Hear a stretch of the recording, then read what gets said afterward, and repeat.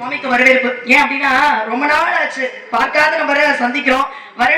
வருடத்துல இன்னைக்குதான் முதல் நாடகம் இவரோட நடிக்கிறோம் இல்லையா. வரவேற்பு ரொம்ப ரொம்ப பலமா கொடுக்கணும். அதனால டி சங்கரதாஸ் சுவாமிகள் அவர்களுடைய பாடல் வரிகள்ல புண்ணியமே ஒரு வாகிய முன்னிகை பணத்திலே எழுந்தருளும் பணத்திலே எழுந்தருளும்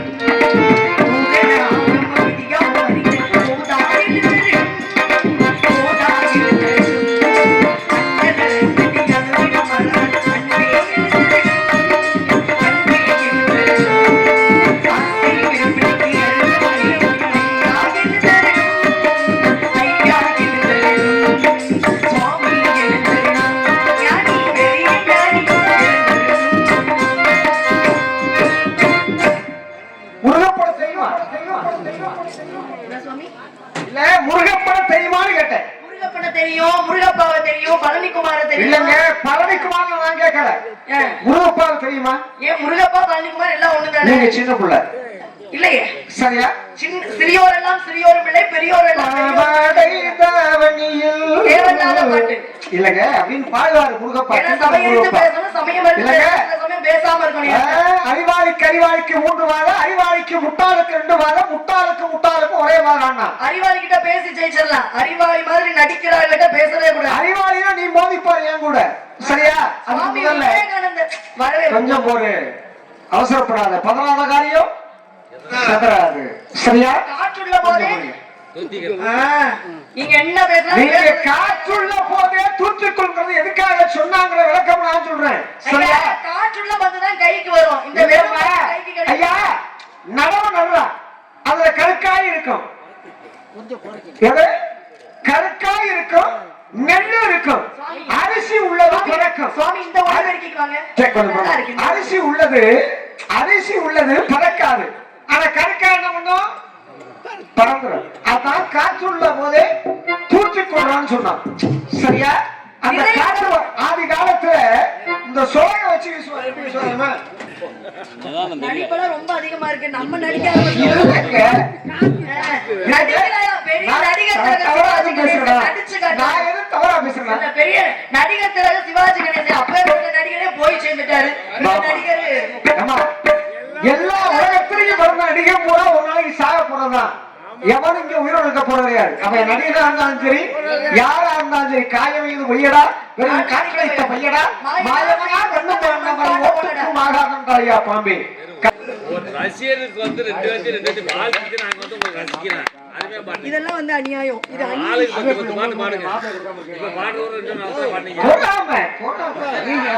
வாத்தி போட்டா மைதா போன்னு வரும்.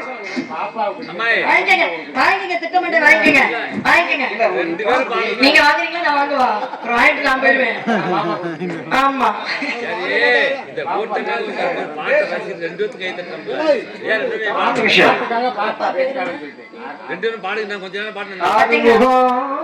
இது யாரு முகம்?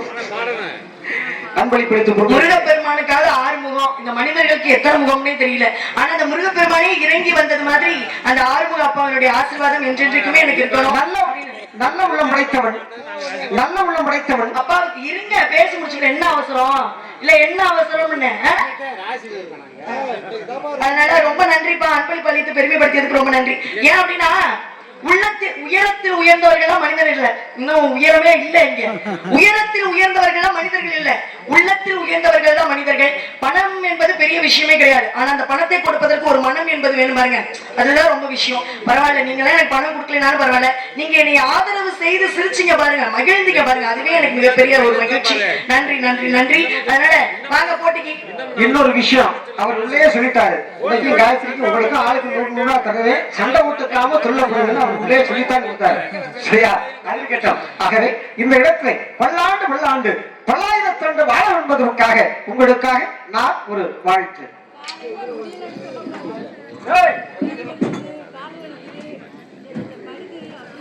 கலைமகள் கை பொருளே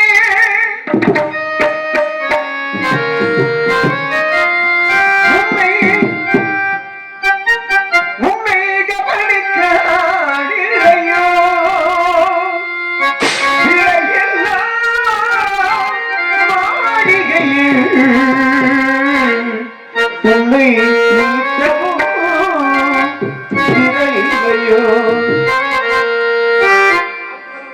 அதிகமாச்சுன்னா பாடு போடல இந்த ஒண்ணுக்கு போறேன் ரெண்டுக்கு போறலாம் அப்படி கை வெட்டிக்கிட்டு கூடாது கலை மகள்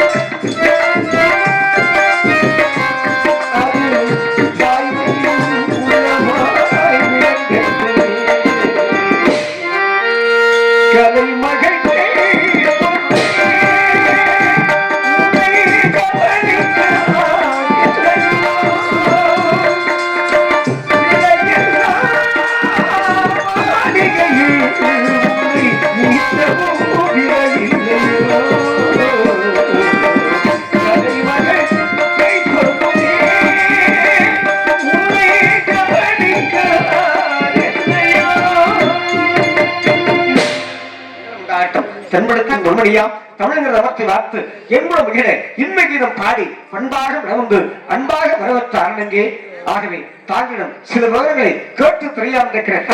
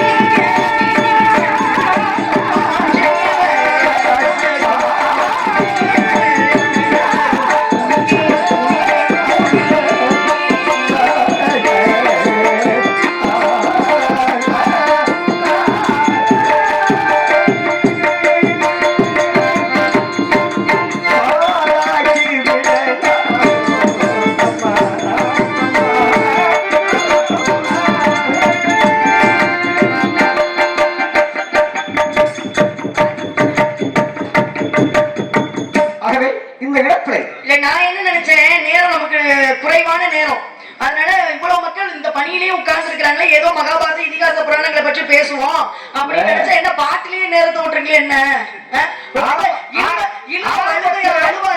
தொட்டது யாரு? பாட்டு பாடணும், அதெல்லாம் உண்மையான கருத்து. ஆனா அந்த பாட்டை எப்படி முடிக்கணும் அப்படின்ற விஷயம் தெரியணும். சரி, விஷயத்துக்கு வாங்க. இப்ப மகாபாரதத்துல பாருங்களேன், உங்களை நாங்க கூப்பிடவே இல்லை. நான் என்ன பண்ணணும், கதை முறைப்படி நான் சொல்லணும். அண்ணா நாரதர் வந்திருக்கிறாங்களா, கூப்பிடுங்க அவரை அப்படின்னு நான் சொன்னதுக்கு அப்புறம் தான் சொல்லி நாரதர் வருவார். அப்ப அலையாத வாசலுக்கு வந்தது நீங்க, மதியாதார் முற்றம் மதித்தொரு கால் சென்று மிதியாமை கோடி பெறும் உண்ணாமை கோடி பெறும் குடிப்பிறந்த தம்மோடு கூடுதல் கோடி பெறும் கோடானு கோடி கொடுப்பினும் தன்னுடைய அப்படின்னு 4 கோடி பாடல்களை ஒரே இரவுக்குள்ள 4 கோடி பாடல்களை கொடுத்தது அவ்வை பிராட்டி. அன்னைக்கு பாருங்க, ஒரு பெண்ணுனால சாதிக்க முடிஞ்ச ஒரு விஷயத்த எந்த ஒரு ஆண் மகனாலையும் சாதிக்க முடியல அப்படிங்கிறது வரலாறு. மதியாத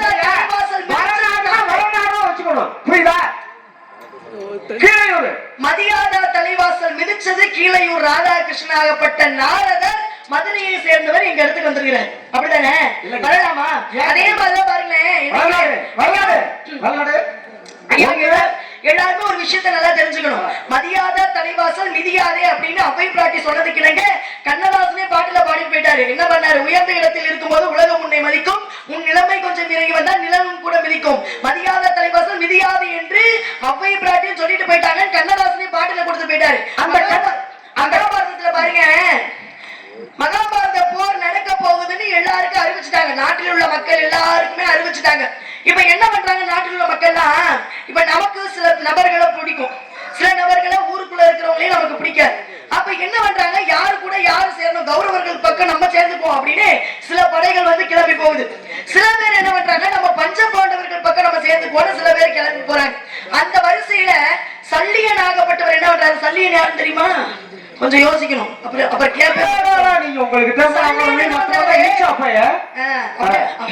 அது பேசக்கூடிய பேச்சுலதான் தெரியும். ஏன்னா ஒரு பானை சோற்றுக்கு ஒரு சோறு பதம் இருக்கிறாங்க. அன்னைக்கு சல்லியன் அந்த சோலை பிடிச்சு பாக்குறது ஆம்பளையா பொம்பளையா? ஏன் ஆண்கள் சமைக்கிறதே இல்லையா? ஆண்கள் சமைக்கிறதே இல்லையா? இன்னைக்கெல்லாம் ஆண்கள் எல்லா வேலையும் பாக்குறாங்க. ஆணுக்கு பெண் சம்பந்தம், பெண்களும் வெளியில போய் வேலைக்கு போய் இன்னைக்கு தன்னுடைய குடும்பத்தை காக்கக்கூடிய சூழல் வந்து இன்னைக்கு உருவாயிருக்கு சமூகத்துல. இன்னைக்கு நாடகத்தை வச்சிருக்கிற அம்மா கூட உண்மையாவே அவங்களை பார்க்கும்போது அகத்தி நடக்க முகத்துல தெரியும். அவங்களை பத்தி பேசும்போது கொஞ்சம் பேசு, கொஞ்சம் பொறுமை. நான் படிச்சுட்டு வந்திருக்கிறேன், நீங்க எல்லாம் வீட்டுல வடிக்கிறீங்கன்னு நினைக்கிறேன். கொஞ்சம் புத்தகத்தை கொஞ்சம் வடிங்க, அப்பதான் கொஞ்சம் அறிவு. அந்த அம்மா நான் வந்து வடிச்சேன்னா என்ன தவறு? அந்த அம்மா முகத்தை பார்க்கும்போது அகத்தின் அழகு முகத்துல தெரியும் அப்படின்னு சொல்லுவாங்க பாத்தீங்களா? தன்னுடைய கணவன் ஒரு தொழிலுக்கு வரணும் அப்படின்னு ஆசைப்பட்ட விஷயத்த நிறைவேற்றி ஆகணும் அப்படின்னு இன்னைக்கு அந்த கணவனை வந்து நாடகத்தில் நடிக்க வைக்கணும். இந்த பணியில ஒரு பெண் உட்கார்ந்து இருக்கிறாங்க பாருங்க, எவ்வளவு பெரிய விஷயம். அவங்களால உட்கார முடியல அப்படிங்கிறது நம்மளால பார்க்கும்போது தெரியுது. ஆனாலும் தன்னுடைய குடும்பத்துக்காகவும் பிள்ளைகளுக்காகவும் உழைத்த பணத்தை கொண்டு வந்து நாடகத்துல போட்டு உங்களுக்காக வருமானமா கொடுத்து நம்ம நாடகத்தை வளர்க்கிறோமோ இல்லையோ, இந்த நாடகத்துக்கு முக்கிய உயிரோட்டம் யாரு அப்படின்னு கேட்டீங்கன்னா அந்த அம்மா உழைப்புல இருந்து வருமானத்தை கொடுத்த அந்த அம்மாவும் அது பாருங்க தீ மூட்டி உட்கார்ந்து இருக்காங்க பாருங்க. நல்ல விஷயத்த பேசுவாங்கன்னு இவங்க எல்லாருமே நாடகத்துக்கு மிகப்பெரிய உயிரோட்டமே. இப்ப விஷயத்துக்கு வருவோம். இப்ப சல்லியன் என்ன பண்றாரு, சல்லியன் யாரு அப்படிங்கிறீங்கன்னா பஞ்ச பாண்டவர்களுக்கு தாய்மாமன். தாய்மாமன் என்ன பண்றாரு, தன்னுடைய தங்கையினுடைய பிள்ளைகளோட கூட்டத்துல போய் சேர்ந்து அவங்களுக்கு வந்து பலம் சேர்க்கணும் அப்படின்னு படைகளோட திரண்டு போறாரு. திரண்டு போகும்போது கௌரவர் பாக்குறாரு, இவனை அப்படியே சும்மா விடக்கூடாது, இவனை சும்மா விடக்கூடாது, விட்டா ரொம்ப வேலை பார்த்து விட்டுருவேன். அதனால இவன் என்ன பண்ணணும், உங்களை சொல்லல கதையை சொல்லிக்கிட்டு இருக்கேன். நான் அப்படியெல்லாம் வந்து மரியாதை இல்லாம பேசவே மாட்டேன். மரியாதை கொடுத்து பேசக்கூடிய ஒரே பெண் யாரு அப்படி கேட்டீங்கன்னா நான் தான். கதையை மட்டும் தான் பேசுவேன். அப்ப சல்லியன் என்ன பண்றாரு பாத்தீங்களா, உழைக்கிறது நானு, மாப்பிள்ளைக்கு போகுது. அப்ப பாருங்க, சல்லியனாகப்பட்டவர் அங்க படைகளை திரட்டி கொண்டு போகும்போது கௌரவர்கள் துரியோதனை பாக்குறான், இவன் அங்கிட்டு போய் சேர்ந்துட்டானா நம்ம கட்சிக்கு பலம் இல்லாம போயிருமே, இவனை எப்படியாவது மடக்கணும், இவனை எப்படியாவது மடக்கி ஆகணும் போற வழியில அப்படின்னு போற வழியிலேயே பல தோரணங்கள், இப்ப தோரணங்கள் கட்டியிருக்காங்க பாருங்க, தோரணங்கள் எல்லாம் கட்டி நல்ல உபசரிப்பு, விருந்து உபசரிப்பு, சோறுனாதான் எல்லாருமே மயங்கிடுவோம் இல்லையா? உண்ண உணவு வேணும் இல்லையா? அப்ப சல்லியனுக்கு நல்ல உண்பதற்கு உணவு இருக்கிறதுக்கு இடமும் கொடுத்தோட்டி மயங்கிட்டார். அவர் என்ன நினைச்சிட்டாரு, நமக்கு இவ்வளவு விஷயமும் பண்றது நம்மளுடைய தங்கச்சி பிள்ளைய பஞ்சபாண்டவர்கள்னு தவறா நினைச்சிட்டாரு. தவறா நினைச்சிட்டு இவங்களுக்கு ஏதாவது ஒரு நன்மை செஞ்சாகணும், நம்மளுடைய தங்கச்சி பிள்ளைங்கன்றனாலதான் இவ்வளவு தூரம் நம்ம காசெல்லாம் செலவு பண்ணி வரக்கூடிய வேலையில தாய்மாமே வருவாரு அப்படின்னு இவ்வளவு செலவு பண்ணி நமக்கு உணவும் இவ்வளவு அலங்காரமும் பண்ணி வச்சிருக்கிறாங்களே அப்படின்னு நினைத்து கொண்டே வந்தாருல. வர்ற வழியில துரியோதன வழிமறைக்கிறான். ஏண்டா சோறு போட்டது நானு, நீ என்ன எந்த கட்சியில போய் சேர போறீங்க? நீங்க நினைக்கிற மாதிரி கட்சி இல்ல இது, மகாபாரதத்துல சோறு போட்டு உன்னை உபசாரம் செய்தது நானு, நீ எங்க படையை திரட்டிட்டு பஞ்சபாண்டவர் பக்கம் போறியே, என்ன விவரம் அப்படின்னு கேட்கும்போது, என்னப்பா சொல்ற, சோறு போட்டது நீயா அப்படிங்க. ஆமா நான் தான் சோறு போட்டேன். சரி பரவாயில்லப்பா, என்ன இருந்தாலும் உன்னுடைய உணவை நான் சாப்பிட்டுட்டேன், அதனால உனக்கு ஏதாவது நன்றி கடன் தீர்க்கணும் அப்படின்னு ஆசைப்படுறேன், உனக்கு என்ன வேணும்னு சொல்லி நான் செய்யறேன். இதுதான் பெரியவங்க சொல்லுவாங்க, ஒரு வாக்கு கொடுப்பதற்கு முன்பாக நல்லா யோசிச்சு சிந்திச்சுதான் கொடுக்கணும். அப்ப சல்லியன் என்ன பண்ணிட்டாரு, சொல்லிட்டாரு, வாக்கு கொடுத்தாரு, உனக்கு என்ன வேணுமோ கேளு, அதை நான் நிறைவேற்றி தரேன்னு சொன்னாருல. துரியோதனன் முடிச்சிட்டான். இப்ப என்ன கேட்கிறாரு, நீ பஞ்சபாண்டவர்கள் பக்கம் போய் நீ சேரக்கூடாது, நீ ஏன் கட்சிக்கு வந்தாரு இனிமேல், புரியுதா? நீ எப்பயா இருந்தாலும் என் கட்சிக்கு தான் வந்து ஆகணும், அதுதான் விதி அப்படின்னு அன்னைக்கு சல்லியன் ஆகப்பட்டவனை துரியோதனன் கூப்பிடும் போது வேற எதுவுமே சொல்ல முடியல சல்லியனால. ஏன் அன்னைக்கு வாக்குக்கு சொல்லக்கூடிய நாக்குக்கு மரியாதை கொடுத்தாங்க. இன்னைக்கெல்லாம் யாரும் அப்படி மரியாதை கொடுக்குறா? விடிஞ்சா 1000 பொய், இரவான 101 பொய், இப்படி ஓடிக்கிட்டு இருக்கு வாழ்க்கையில. அப்ப சல்லியனுக்கு துரியோதனன் ஆகப்பட்ட வாக்கு கொடுத்ததுனால துரியோதனன் கேட்கக்கூடிய விஷயத்த அவங்க சொல்லிட்டாரு. பரவாயில்லப்பா, என்னதான் என் தங்கச்சி பிள்ளைய உன்னை எதிர்த்து நின்றாலும் அவங்க பக்கம் நான் போகல, உன்னுடைய வெற்றிக்காக நான் பாடுபடுறேன், உண்மையாவே உன்னுடைய வெற்றிக்காக பாடுபடுறது நான் தான் அப்படின்னு அன்னைக்கு சல்லியன் ஆகப்பட்டவர் துரியோதனோட சேர்ந்தார். அப்பதான் பாருங்க, மதியாதார் தலைவாசல் மிதிச்சதுனால, தெரியாம வாக்கு கொடுத்ததுனால சல்லியனுக்கு நல்லா தெரியும் இது அதர்மம், அநீதி, இது தேவையில்லாத வேலைன்னு சல்லியனுக்கு நல்லா தெரியும். இருந்தாலும் துரியோதன பக்கம் போய் சேர்ந்தாரு, அழிந்தார் இல்லையா? அதனால இனிமேல் மதிக்காம வீட்டு பக்கம் வரக்கூடாது, புரியுதா? அதனால இந்த கழுதை என்ன பண்ணுமா, குட்டிச்சோர் நின்றுகிட்டு மேலேயே பார்த்து கத்துமா. ஏன் கத்து தெரியுமா? நம்ம ஆகாயத்துல பறந்துகிட்டு இருக்கோம்னு, ஆனா கீழே பார்த்த உடனே அப்படிங்குமா. ஏன் தெரியுமா? இன்னும் பூமியில தான் இருக்குமா. அன்பளிப்பு நீங்க வச்சுக்க மாட்டோமா. ஏமா ஐயா, நீங்களே நல்லா யோசிங்கயா. நாங்களும் 7 குடும்பம், வெறும் 7 குடிசையை வச்சு நாங்க வாழ்க்கையை நடத்திக்கிட்டு இருக்கோம். இவரோ தேவலோகவாசி, 3மே இல்லாத ஆளு இவரு. மண்ணாசை, பொன்னாசை, பெண்ணாசை, 3 ஆசையுமே இல்லாத வரைக்கும் எதுக்கு பணம் காசு? அதை புடிங்கி ஏன்டா கல்யாணம் நடக்கும். சங்கர் குடும்பத்தோட நீங்க மாடி கட்டி வாழுங்க, நான் திரும்ப வந்துடுறேன். சங்கருப்பது எங்கள் குலம், சங்கரருக்கு ஏது குலம்? சங்கருப்பது எங்க குலம், சங்கனார் கேது குலம், சிவனை எடுத்தது எங்க குலம், பங்கப்பனுக்கு கண்ணை கொடுத்ததும் எங்கள் குலம். சரியா? அன்னைக்கு கண்ணப்பன்னு பேரு வந்தது எதனால? திண்ணப்பன் ஆகப்பட்டவன் கண்ணப்பன்னு பேர் வாங்கினது எதனால? தெரியாம பேசுறீங்க. மகாபாரதம் 6 சாவு 100 சாவுதான். 6 சாவு தோன்றிடும் புகழோடு தோன்றுக தில்லாமை தோன்றாமை என்று கண்ணதாசன் பாடின ஒரு பாட்டு. என்ன பாட்டு பாடினா? அருமையா பாடின. ஒரு கோப்பையிலே என் குடியிருப்பு, ஒரு கோலமையில் குடியிருப்பு, உயிர் பாடலிலே என் உயிர் துடிப்பு. ஏன் அப்படின்னு கேட்டீங்கன்னா, ஏதாவது பேசிக்கிட்டு இருக்கும்போது என்னது சரி இருக்கட்டும். ஆக ஏன் அப்படின்னா தலைக்கு வந்தது தலப்பாகையோட போனதும் மகாபாரதம் தான். எப்படி? ஏன்னா ரொம்ப மண்டகனம் யாருக்கு? அர்ஜுனனுக்கு. எனக்கு 6 சாவு 100 சாவுன்னு சொன்னான். 6 சாவு 100 சாவு ஏன் சொன்னா? என்ன காரணம்? பதில தெரிஞ்சா சொல்லுங்க, இல்லைன்னா நான் சொல்றேன். கோபப்படாதம்மா. ஏன் கோபப்படுற? எப்பயுமே பேச்சு 6 சாவு 100 சாவு ஏன் சொன்னா அப்படின்னா, பஞ்ச பாண்டவர்கள் எத்தனை பேரு? 5 பேரு. 5 பேரு. முக்கியமா சொல்ல போனா 6 பேரு. யாராரு?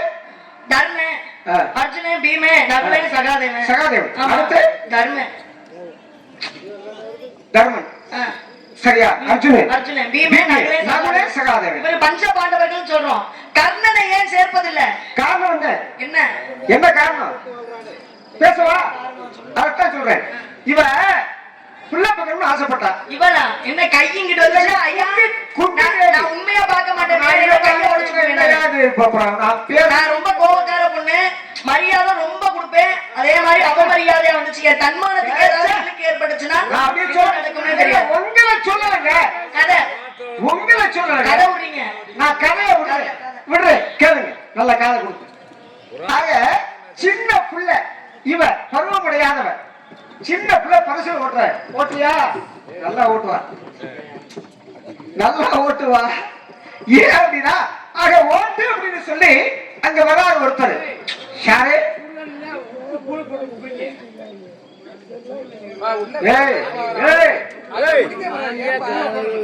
இடையில பேசுனீங்கன்னா அவர் மறந்துடுவாரு.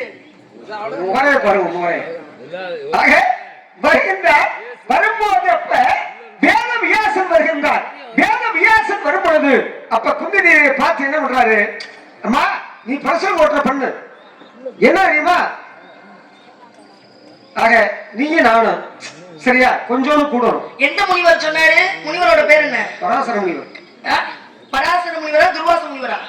பராசர முனிவர். இப்ப துர்வாச முனிவர் ஒருத்தருக்கு படகோட்டினாரு, அது யாரு? படகோட்டி பெண் கிட்ட போனாரு, அது யாரு? அந்த பெண் யாரு? பராசர முனிவர்மா. பராசர முனிவருக்கு படகோட்டின பெண்ணு பேர் என்ன? கதை சொல்றது முக்கியம் இல்ல. இல்லமா, சரியா இருக்கீங்க. மச்சகந்தி. அப்ப துர்வாச முனிவருக்கு படகோட்டினது யாரு? சொல்லிட்டாருன்னா உங்க நாரதர் பரவாயில்லைங்க. மாட்டாளே, ஏன் மாட்டாளே?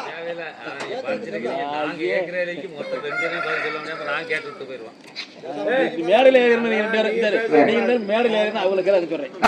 நீங்க பதில் சொல்லிட்டீங்கன்னா எனக்கு தெரியாது, எனக்கு தெரியாது. சரியா? உண்மைதான். ஆக படம் ஓட்டி போறார். அப்ப போகும்போது ஏன் அப்படின்னா நடுக்கிற. அப்ப அந்த பெண்ணை பார்த்தோம்னு ஆசை வருது. அடடா, இப்படி ஒரு பெண்ணா? அழிஞ்சு போயிருவார். பெண்ணு மேல பேசணும். பெண்ணு மேல ஆசைப்பட்டாங்க. கண்டிப்பா பெண்ணை பார்த்து ஆசைப்பட்டாங்க. எவனும் கெட்டுதான் போவான். ஆமா, ஏன்னா சோறு சாப்பிட்டு குடுக்குறா பாருங்க, அதுவே விஷத்தை வச்சு கொடுத்துருவோம். இடையில பெண்ணை பார்த்த உடனே அத்தா இங்க வாடா, உன்னை பார்த்த உடனே எனக்கு ரொம்ப பிடிக்குது. நம்ம ரெண்டு பேரும் என்ன பண்ணணும்னா இங்க வர நம்ம ரெண்டு பேரும் திடல இருந்து ஒரே ஒரு பிள்ளைய மட்டும் வந்து கொடுக்கணும். ஒரே ஒரு பிள்ளைய மட்டும் அப்படின்னு ஆண்மகனை தொற்று விட்டார். அவன் தான் வேதவியாசன். அதனாலதான் விநாயகர் பெருமான் ஒரு கொம்பை முடித்து வேதங்களை எழுதினார். மகாபாரதத்தை. வேதவியாசன் கிடையாது, வேதங்களை வகுத்த எல்லாருமே வேதவியாசன் தான் பேரு. மொத்தம் 28 பேர் இருக்காங்க வேதங்களை வகுத்தவங்க. அவர் பேரு வேதவியாசர் கிடையாது. அவர் பேர் என்ன? 28 பேர் மட்டும் கிடையாது, 63 பேர் இருக்காங்க. 60 நாயன்மார்கள் மாதிரியா? அந்த கதை வேற. நான் கேக்குறது, பரசுர முனிவரும் மச்சகந்தியும் பெற்றெடுத்த மகனோட பேரு என்ன? என்னவா இந்த என்ன காரியக்கலையா? மச்சகந்தியும் பரசுராம முனிவரும் பெற்றெடுத்த பிள்ளைய பேரு என்ன? மச்சகந்தி பரசுராம முனிவருங்கிற பரசுரம் காது கேக்குதா இல்லையா? பிள்ளையோட பேர் என்ன? வேதவியாசர் கிடையாது, கிருஷ்ண துவைப்பயனார் என்று சொல்லக்கூடியது. சரி, பரவாயில்ல. ஓடிட்டு இருக்குல்ல, எல்லாரும் பாத்துட்டு இருப்பாங்க. பராசர முனிவர், மச்சகந்திக்கு வந்து பராசர முனிவர். சரியா? உண்டா இல்லையா? விஷயத்துக்கு வாங்க. எதுக்கு வந்தீங்க நீங்க? சரி, இருக்கட்டும். என்னுடைய மைத்துனர் வருகின்றார், அவர் நான் தெரிஞ்சுக்கிறேன். சரியா?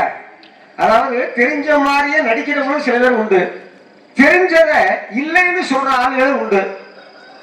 உங்ககிட்ட பேச தெரிஞ்சத பேசினாலும் பிரச்சனை இல்ல, தெரிஞ்சுக்கிட்டு பேசினாலும்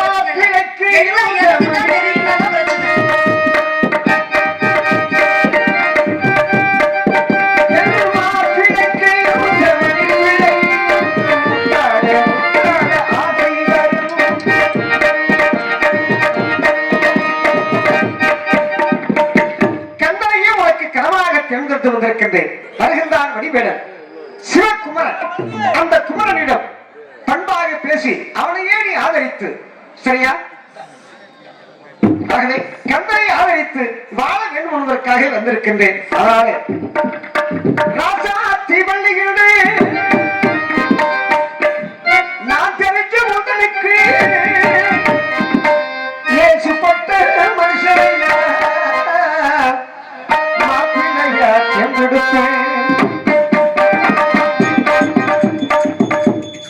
அந்த அம்மா கிட்ட ஒரு நியாயம் இருக்கு. ஏன் அப்படின்னா வேதவியாசன் பிறந்தது அங்க, கர்ணன் பிறந்தது எங்க தெரியுமா? துர்வாச முனிவர் மந்திரங்களை சொல்லிக் கொடுத்ததுனால வந்தது. உங்களுக்கு புரிஞ்சுக்கணும்னு நினைக்கிறேன். என்னடா நான் சொல்லாம விட்டாரே அப்படின்னு நினைச்சு கூடாது காரணம் சொன்னேன். சரியா? ராசாத்தி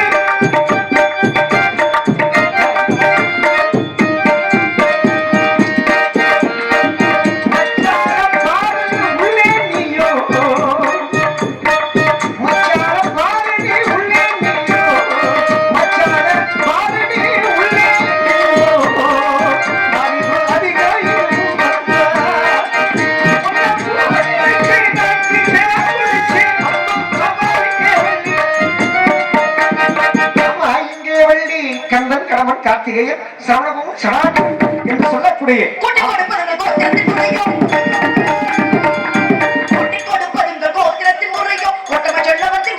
என்னப்பா என்ன இசை கலைஞர் நீங்க எப்படி கூட்டி கொடுக்கணும் கேட்கணும். ஆமா எதுக்கு வந்திருக்கீங்க?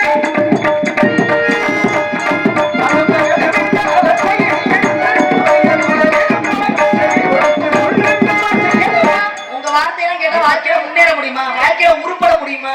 கூட்டி கொடுப்பது கோத்திரத்து முறையும்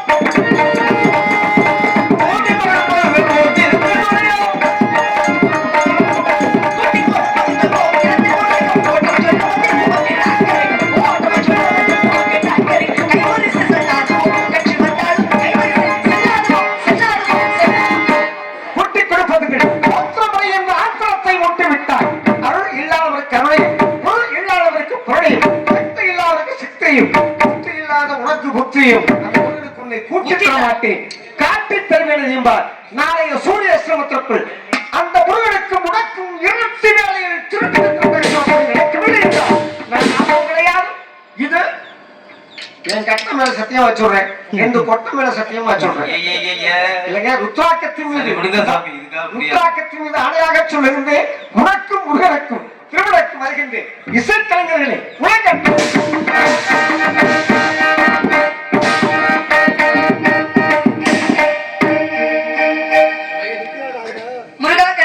சிங்கார வேளா ஐயா, இதெல்லாம் நியாயமா? இவ்வளவு பேர் உட்கார்ந்து பாக்குறீங்களே, இவ்வளவு நேரம் எவ்வளவு ஞானமா பேசுனேன்னு எல்லாருமே பாத்துருப்பீங்க. அறிவில்லாத மடச்சிதமி உனக்கு புத்தி இல்லாத உனக்கு புத்தியை கொடுக்க வந்தேன்றாரு. இதெல்லாம் நியாயமான வார்த்தையா? இப்ப நம்ம கிட்ட இருந்தாதான் கொடுக்க முடியும். என்னங்கம்மா, நம்ம கிட்ட இருந்தாதான் கொடுக்க முடியும். அதிகமா இருந்தாதான் கூட்டி கொடுக்க முடியும். என்ன இருக்குன்னு எனக்கு கூட்டி கொடுக்கிறாரு. அறிவு இருக்கா, இல்ல அழகு இருக்கா, இல்ல அன்பு இருக்கா, இல்ல பண்பு இருக்கா, இல்ல பண்பாடு இருக்கா? என்ன இருக்குன்னு நீங்க கூட்டி கொடுக்க வந்தீங்க. திரும்ப போயிட்டு வரக்கூடாதுன்னு தெரியாதா? கதை முடிச்சு திரும்ப கூட வரக்கூடாதுன்னு தெரியாதா?